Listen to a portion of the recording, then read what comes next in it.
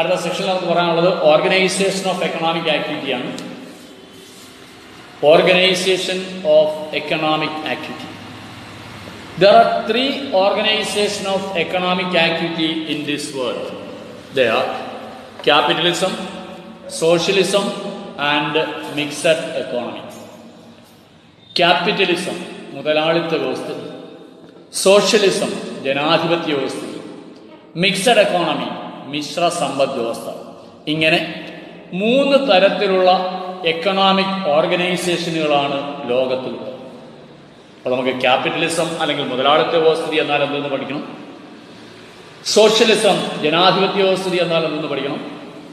Mixed economy, Mishra സമ്പദ് വ്യവസ്ഥ എന്നാൽ എന്തെന്ന് പഠിക്കണം. ആദ്യമായിട്ട് നമുക്ക് നോക്കാം ക്യാപിറ്റലിസം, മുതലാളിത്ത വ്യവസ്ഥ. അപ്പോൾ ഒരു സമ്പദ് വ്യവസ്ഥയിലെ ഉൽപാദന ഘടകങ്ങൾ, റിസോഴ്സസ്. എക്കണോമിക്സിൽ റിസോഴ്സസിനെ ഫാക്ടേഴ്സ് ഓഫ് പ്രൊഡക്ഷൻ എന്നോ മീൻസ് ഓഫ് പ്രൊഡക്ഷൻസ് എന്നോ എന്നൊക്കെ പറയും. അപ്പോൾ ഒരു രാജ്യത്തിലെ ഈ ഉൽപാദന ഘടകങ്ങൾ അല്ലെങ്കിൽ റിസോഴ്സസ് അല്ലെങ്കിൽ ഫാക്ടേഴ്സ് ഓഫ് പ്രൊഡക്ഷൻ അല്ലെങ്കിൽ മീൻസ് ഓഫ് പ്രൊഡക്ഷൻ എല്ലാം തന്നെ വ്യക്തികളുടെ ഉടമസ്ഥതയിലും നിയന്ത്രണത്തിലുമായിരിക്കും. അതുകൊണ്ട് തന്നെ വ്യക്തികളുടെ ഉടമസ്ഥതയിലും നിയന്ത്രണത്തിലുമുള്ള വിഭവങ്ങൾ ഉപയോഗിച്ച് ഉൽപാദനം നടത്തുന്നത് വ്യക്തികൾക്ക് ലാഭത്തിന് വേണ്ടിയിട്ടായിരിക്കും, അല്ലാതെ സാമൂഹിക ക്ഷേമം ലക്ഷ്യമാക്കിക്കൊണ്ടായിരിക്കും. ഇത്തരം വ്യവസ്ഥയെ വിളിക്കുന്ന പേരാണ് മുതലാളിത്ത വ്യവസ്ഥ. സിമ്പിളാണ്. അപ്പോൾ ഒരു രാജ്യത്തിൻ്റെ ഉൽപാദന ഘടകങ്ങളെല്ലാം തന്നെ സ്വകാര്യ വ്യക്തികളുടെ ഉടമസ്ഥതയിലും നിയന്ത്രണത്തിലുമായിരിക്കുകയും ഉൽപാദനത്തിൻ്റെ ലക്ഷ്യം ലാഭമായിരിക്കുകയും ചെയ്താൽ അത്തരം വ്യവസ്ഥയെ വിളിക്കുന്ന പേരാണ് ക്യാപിറ്റലിസം, മുതലാളിത്ത വ്യവസ്ഥ. അപ്പോൾ capital is an economic activity. Capitalism is an economic activity in which all resources are owned and operated by the private individuals or firms. All resources, that means factors of production. ഇതെല്ലാം owned and operated, ഉടമസ്ഥതയിൽ വയ്ക്കുകയും പ്രവർത്തിപ്പിക്കുകയും ചെയ്യുന്നത് ആരാണ്? By the private individuals or firms. Firms means a single production unit is known as firm. ഒരു ഉൽപാദന യൂണിറ്റിനെ വിളിക്കുന്ന പേരാണ് firm. അപ്പോൾ ഒരു രാജ്യത്തിലെ റിസോഴ്സസ് എല്ലാം തന്നെ വ്യക്തികളുടെ അല്ലെങ്കിൽ സ്ഥാപനങ്ങളുടെ ഉടമസ്ഥതയിലും നിയന്ത്രണത്തിലുമായിരിക്കും, അല്ലെങ്കിൽ അത് പ്രവർത്തിപ്പിക്കുന്നത് വ്യക്തികളായിരിക്കും, സ്വകാര്യ വ്യക്തികളായിരിക്കും. അതുകൊണ്ട് തന്നെ the guiding principle of production, ഉൽപാദനത്തെ മുന്നോട്ട് നയിക്കുന്ന തത്വം is production of profit motive. അത് ലാഭത്തിന് വേണ്ടിയിട്ടായിരിക്കും, റാദർ ദാൻ സോഷ്യൽ വെൽഫെയർ. അല്ലാതെ എന്തിനു വേണ്ടിയായിരിക്കില്ല? സാമൂഹിക ക്ഷേമത്തിന് വേണ്ടിയായിരിക്കില്ല. ഇപ്പം ഞാനൊരു പെട്ടെന്ന് മനസ്സിലാക്കാൻ വേണ്ടി നമ്മൾ ക്യാപിറ്റലിസം പറഞ്ഞതാണ്, all resources are owned and operated by the private individuals or firms. ഇത് ക്യാപിറ്റലിസം. സോഷ്യലിസം പറയുമ്പോഴോ നമുക്ക് എങ്ങനെ പറയാൻ പറ്റും? All resources are owned and operated by the public or governments. അപ്പോൾ ഉൽപാദന ഘടകങ്ങൾ പ്രൈവറ്റ് ഇൻഡിവിജ്വൽസിന്റെയോ ഫേംസിന്റെയോ ഉടമസ്ഥയിലാണെന്ന് പറഞ്ഞാൽ നമുക്ക് പറയാം ഇസ് ക്യാപിറ്റലിസം. ഇനി മീൻസ് ഓഫ് പ്രൊഡക്ഷൻ അല്ലെങ്കിൽ റിസോഴ്സസ് പബ്ലിക്കിന്റെ അല്ലെങ്കിൽ ഗവൺമെന്റിന്റെ ഉടമസ്ഥയിലാണെങ്കിൽ നമുക്ക് പറയാം ഇസ് സോഷ്യലിസം. രണ്ടുപേരുടെയും കൂടെ ഉടമസ്ഥയിലാണെങ്കിൽ നമുക്ക് പറയാം മിക്സഡ് എക്കണോമി. അതാണ് പഠിക്കാൻ ആ രീതിയിൽ നമുക്കത് ഓർത്തിരിക്കാൻ പറ്റും. ഇപ്പൊ capitalism is an economic activity in which all resources are owned and operated by private individuals or firms. The guiding principle of production is profit motive, ലാഭേച്ഛയാണ്, rather than social welfare, ആരെക്കാൾ ഉപരി സാമൂഹ്യ ക്ഷേമത്തെക്കാൾ. അങ്ങനെയുള്ള ഈ മുതലാളിത്ത വ്യവസ്ഥയുടെ പ്രത്യേകതയെ കുറിച്ച് നമുക്ക് നോക്കാം. മുതലാളിത്ത വ്യവസ്ഥയുടെ പ്രത്യേകത പറഞ്ഞു കഴിഞ്ഞു. ഒരു പ്രൊട്ടക്ഷനും ആർക്കും കിട്ടത്തില്ല. കഴിവുള്ളവൻ നിലനിൽക്കും, കഴിവില്ലാത്തവൻ ഫീൽഡ് ഔട്ട്. അതാണ് ക്യാപിറ്റലിസം. കാരണം ഉൽപാദന ഘടകങ്ങളെല്ലാം തന്നെ സ്വകാര്യ വ്യക്തികളുടെ ഉടമസ്ഥയിലും നിയന്ത്രണത്തിലും. അങ്ങനെയുള്ള മുതലാളിത്ത വ്യവസ്ഥയുടെ ഫീച്ചേഴ്സ് നമുക്ക് നോക്കാം. First feature is existence of laissez-faire policy. Laissez-faire policy ഉണ്ട്. കയ്യൂക്കുള്ളവൻ കാര്യക്കാരൻ. Who is able to survive, he can exist. Who is able to overcome competition, he can survive, others can quit. That is laissez-faire policy. ആർക്കാണോ മത്സരത്തെ അതിജീവിക്കാൻ കഴിയുന്നത് അവൻ നിലനിൽക്കാം, ബാക്കിയുള്ളവന് field വിട്ട് പുറത്തു പോകാം. യാതൊരു വിധത്തിലുള്ള ഗവൺമെന്റ് പ്രൊട്ടക്ഷനും അവന് ലഭിക്കത്തില്ല. അതിനെ വിളിക്കുന്ന പേരാണ് ലേസസ്-ഫെയർ പോളിസി. അപ്പൊ ക്യാപിറ്റലിസത്തിൽ എന്തുണ്ട്? Existence of ലേസിസ്വെയർ policy. Laissez-faire policy എന്ന് പറഞ്ഞാൽ മനസ്സിലല്ലോ, who are able to overcome competition can survive, others can quit. That is laissez-faire policy. അപ്പൊ ക്യാപിറ്റലിസത്തിന്റെ ഒന്നാമത്തെ ഫീച്ചറാണ് എക്സിസ്റ്റൻസ് ഓഫ് ലേസിസ്വെയർ പോളിസി. അടുത്ത രണ്ടാമത്തെ ഫീച്ചർ നമ്മൾ നേരത്തെ പറഞ്ഞാണ്, ഡെഫിനിഷനിൽ തന്നെ പറഞ്ഞാണ്, എക്സിസ്റ്റൻസ് ഓഫ് പ്രൈവറ്റ് പ്രോപ്പർട്ടി, സ്വകാര്യ സ്വത്ത്. നമ്മൾ പറഞ്ഞു all resources are owned and operated by the private individuals. So existence of private property is an important feature of capitalism. But laissez-faire policy ഉണ്ട് ക്യാപിറ്റലിസത്തിന്, existence of private property ഉണ്ട്. Then next most important feature of capitalism is consumer sovereignty, ഉപഭോക്താക്കളുടെ പരമാധികാരം. That means consumer can decide what to consume, where to work, what to purchase, what to do, what not to do. Nobody compel or force the gift. That is consumer sovereignty. ഉപഭോക്താക്കൾക്ക് പരമാധികാരം ഉണ്ടായിരിക്കും. എന്ത് വാങ്ങണം, എന്ത് ജോലി ചെയ്യണം, ഇതൊക്കെ ആർക്ക് തീരുമാനിക്കാം? ഉപഭോക്താക്കൾക്ക് തീരുമാനിക്കാം. സോഷ്യലിസം ആണെങ്കിൽ അങ്ങനെയല്ല. ഗവൺമെന്റ് ഇഷ്യൂ ചെയ്യുന്ന സാധനങ്ങൾ മാത്രമേ ഉപയോഗിക്കാൻ പറ്റൂ. ആ സാധനങ്ങൾ ഇഷ്ടമല്ല എങ്കിൽ ഉപയോഗിക്കാതിരിക്കുക, അത്രയേ ഉള്ളൂ. മറ്റൊരു സാധനം അവിടെ ലഭ്യമാകത്തില്ല. ഗവൺമെന്റ് കാക്കി തുണി ഇഷ്യൂ ചെയ്യുന്നു, എല്ലാവരും കാക്കി ഇട്ടോ. എനിക്ക് കാക്കി ഇടാൻ പറ്റത്തില്ലെങ്കിൽ ഉപയോഗിക്കാതിരിക്കുക മാത്രമേ നിർവാഹമുള്ളൂ. ക്യാപിറ്റലിസത്തിൽ അങ്ങനെയല്ല. എനിക്ക് ഇന്ന് അമേരിക്കൻ നിർമ്മിത സാധനങ്ങളാണ് വേണ്ടത്, എൻ്റെ പോക്കറ്റിൽ ക്യാഷ് ഉണ്ടായാൽ മതി, എനിക്കത് വാങ്ങി ഉപയോഗിക്കാം. എന്നുവെച്ചാൽ എന്തുപയോഗിക്കണം എന്ന് തീരുമാനിക്കാനുള്ള സ്വാതന്ത്ര്യം കൺസ്യൂമർക്ക്.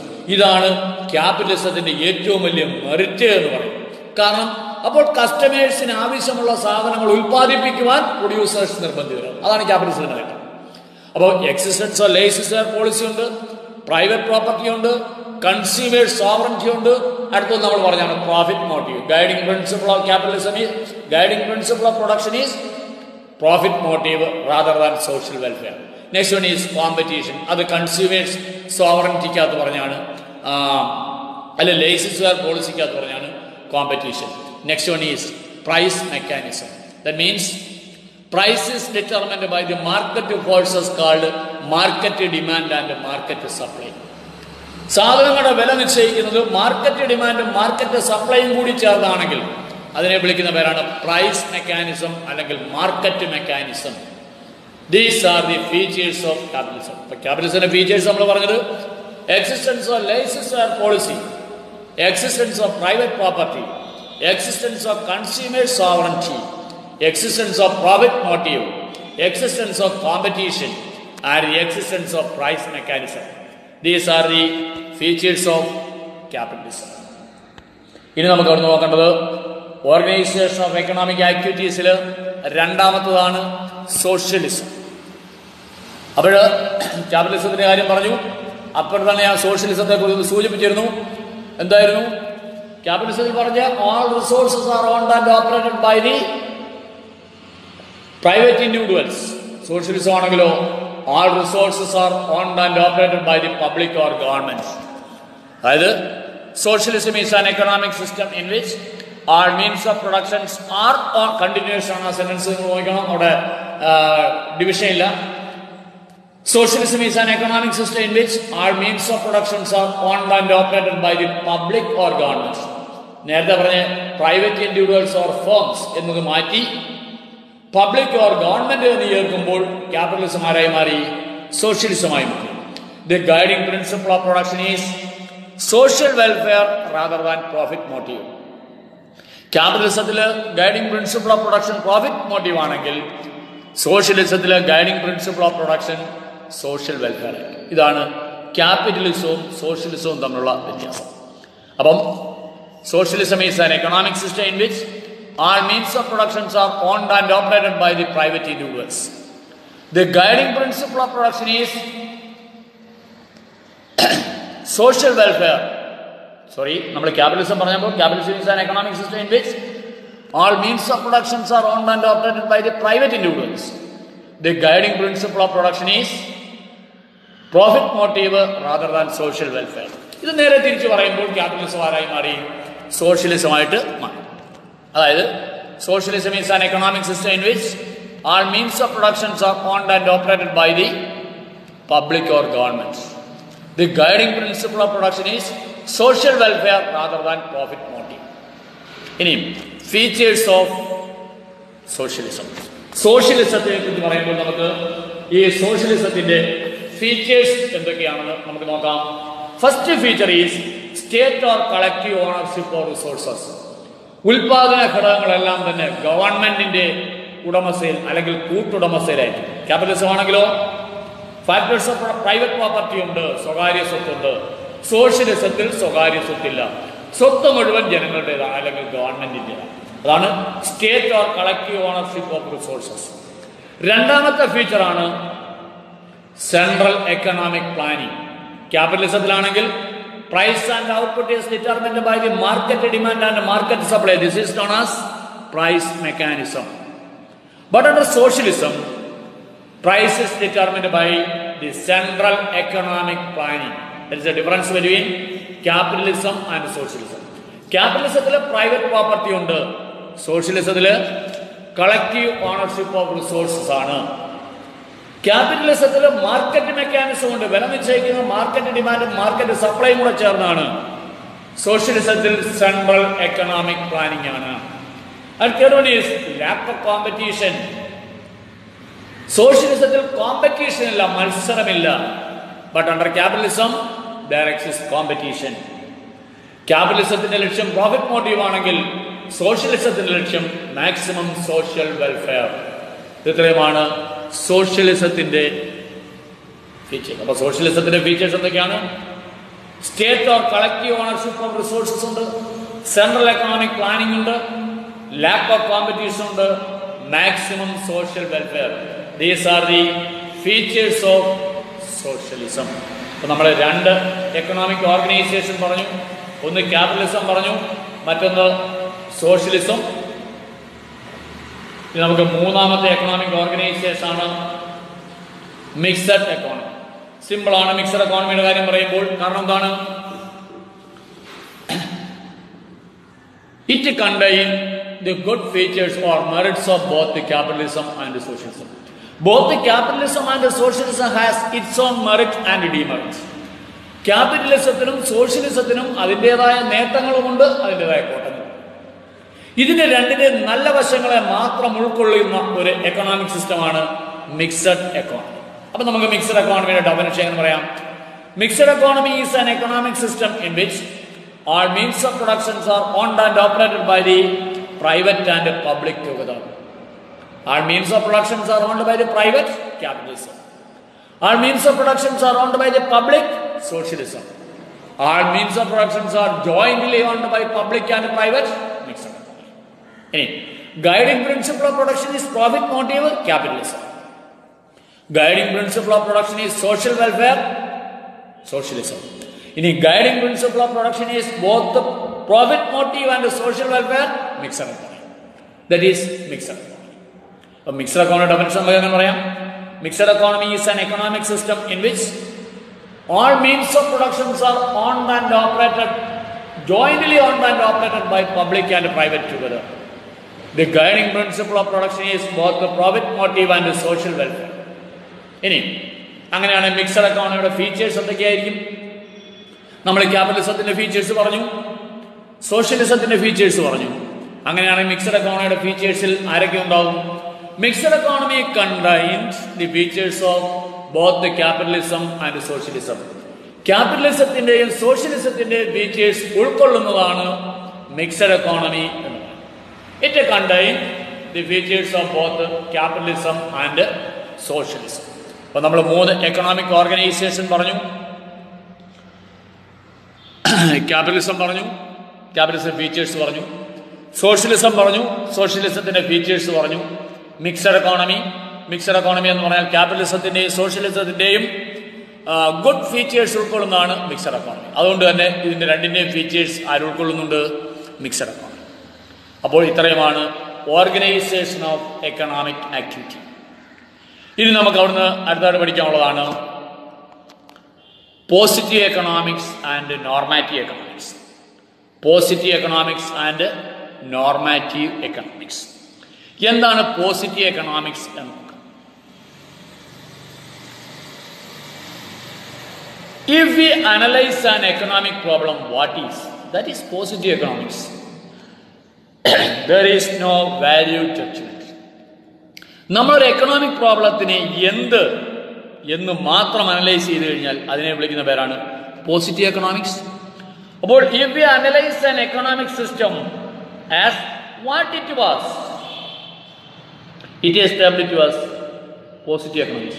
ഒരു കാര്യം നിങ്ങളുടെ പേരെന്ത്, that is positive economics. There is no value judgment. എന്തുകൊണ്ട് അത് അങ്ങനെയായി, അങ്ങനെയുള്ള യാതൊരു വാല്യൂ ജഡ്ജ്മെന്റും ഇല്ലെങ്കിൽ അതിനെ വിളിക്കുന്ന പേരാണ് പോസിറ്റീവ് എക്കണോമിക്സ്.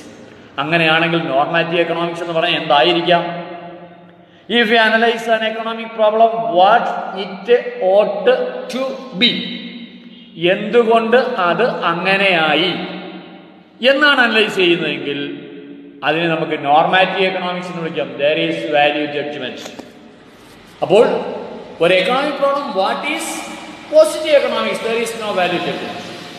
ഇനി analyse an economic problem what it ought to be, normative economics, there is value judgment. നിങ്ങളുടെ പേരെന്താണ്, അത് പോസിറ്റീവ് എക്കണോമിക്സ്. എന്തുകൊണ്ട് നിങ്ങളുടെ പേര് അങ്ങനെയായി, അവിടെ വാല്യൂ ജഡ്ജ്മെന്റ് വന്നു. അങ്ങനെയാണ് നമ്മളൊരു എക്കണോമിക് പ്രോബ്ലം അനലൈസ് ചെയ്യുന്നത് എങ്കിൽ അതിനെ വിളിക്കുന്ന പേരാണ് normative economics. These two are the economic concept, positive economic analysis and normative economic analysis. That means all economic problems are analyzed with these two concepts, positive concept and normative concept. Analyze a problem, what is positive economics? There is no value judgment. Analyze a problem, what it ought to be, normative economics, there is value judgment. അപ്പോൾ അതാണ് positive economics and normative economics. അപ്പോൾ നമ്മൾ ഇന്ന് പറഞ്ഞ കാര്യങ്ങളൊക്കെ ഓർക്കണം. അത് നമ്മൾ പ്രൊഡക്ഷൻ പോസിബിലിറ്റി പറഞ്ഞു, production possibility set, production possibility frontier or production possibility curve, marginal opportunity cost. അത് കഴിഞ്ഞാൽ നമ്മൾ ഓർഗനൈസേഷൻ ഓഫ് എക്കണോമിക് ആക്ടിവിറ്റീസ് പറഞ്ഞു, ക്യാപിറ്റലിസം പറഞ്ഞു, സോഷ്യലിസം പറഞ്ഞു, മിക്സഡ് എക്കോണമി പറഞ്ഞു. പിന്നെ അതിനിടയിൽ കൂടെ നമ്മൾ എന്ത് പറഞ്ഞു? Positive economics and normative economics, അതും നമ്മൾ പറഞ്ഞു. ഇനി നമുക്ക് നോക്കേണ്ടത് ക്യാപിറ്റലിസത്തെ കുറിച്ച് നമ്മൾ പറഞ്ഞു കഴിഞ്ഞു. Various sectors of capitalist economy. ഒരു ക്യാപിറ്റലിസത്തിന്റെ വിവിധ മേഖലകൾ ഏതൊക്കെയാണ്? There are 4 sectors in a capitalist economy. ഒരു ക്യാപിറ്റലിസ്റ്റ് എക്കോണമിയിൽ പ്രധാനമായും 4 മേഖലകളാണ് ഉള്ളത്. They are firms, government, household and external sector. ഉൽപാദക യൂണിറ്റുകൾ ഫേം, ഹൗസ് കുടുംബങ്ങൾ, അത് കഴിഞ്ഞാൽ ഗവൺമെന്റ്, എക്സ്റ്റേണൽ സെക്ടർ. ഇങ്ങനെ 4 സെക്ടേഴ്സാണ് ക്യാപിറ്റലിസത്തിൽ പ്രധാനമായിട്ടും ഉള്ളത്. അപ്പോൾ there are 4 sectors in a capitalist economy. They are firms, government, household, external sector. ആദ്യമായിട്ട് നമുക്ക് നോക്കാം ഫേം. എന്തായിരിക്കും ഫേം? ഞാൻ നേരത്തെ പറഞ്ഞു. What is firm? A single production unit is known as firm. Production unit is which is organized according to capitalist principle. Capitalist തത്വങ്ങൾക്ക് അടിസ്ഥാനപ്പെടുത്തി രൂപീകൃതമായിട്ടുള്ള ഉൽപാദക യൂണിറ്റുകളെ വിളിക്കുന്നവരാണ് firm. That means to simply say a production unit which undertake a production purpose. That is firm. അപ്പോൾ a firm is a production unit which are organized according to capitalist principle are known as firms. Then government. ക്യാപിറ്റലിസത്തിലെ government role എന്താണെന്ന് നമുക്ക് നേരത്തെ പറഞ്ഞു. അവിടെ price മെക്കാനിസമാണ് സാധനങ്ങളുടെ വില നിശ്ചയിക്കുന്നത്. മാർക്കറ്റ് ഡിമാൻഡും മാർക്കറ്റ് സപ്ലൈയും കൂടി ചേർന്നാണ്. അപ്പോൾ ക്യാപിറ്റലിസത്തിലെ ഗവൺമെന്റ് റോൾ എന്തായിരിക്കും? The role of government include framing laws, നിയമങ്ങൾ നിർമ്മിക്കുക, എൻഫോഴ്സിംഗ് ദം, അത് നടപ്പിലാക്കുക, ആൻഡ് ഡെലിവറിംഗ് ജസ്റ്റിസ്. അപ്പൊ നിയമം നിർമ്മിക്കുക, നിയമം നടപ്പിലാക്കുക, നീതി ഉറപ്പാക്കുക. ഇത് 3 ക്യാപിറ്റലിസത്തില് ഗവൺമെന്റ് ലക്ഷ്യം. അപ്പൊ 2 സെക്ടേഴ്സിന്റെ കാര്യം പറഞ്ഞു, ഫേം പറഞ്ഞു, ഗവൺമെന്റ് പറഞ്ഞു. Firm means a production unit which are organized according to capitalist principle are known as firm. But is government. The role of government under capitalism is framing laws, നിയമങ്ങൾ നിർമ്മിക്കുക, enforcing them, അത് നടപ്പിലാക്കുക, and delivering justice. പിന്നെ എന്ത് നടപ്പിലാക്കുക? നീതി ഉറപ്പാക്കുക. ഇപ്പോൾ ഫേമായി, ഗവൺമെൻറ്റായി. ഇനി ഹൗസ് ഹോൾഡ്.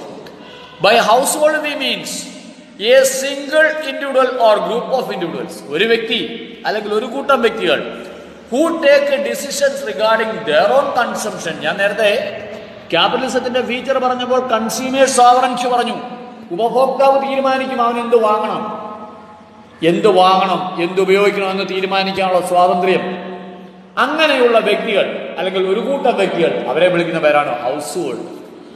അപ്പോൾ A single individual A group of individuals who take decision regarding their own consumption, എന്ത് വാങ്ങണം എന്ന് തീരുമാനമെടുക്കുവാൻ കഴിവുള്ള ഒരു വ്യക്തി അല്ലെങ്കിൽ ഒരു കൂട്ടം വ്യക്തികൾ, അവരെ വിളിക്കുന്ന പേരാണ് government. This is third sectors in A capitalist economy.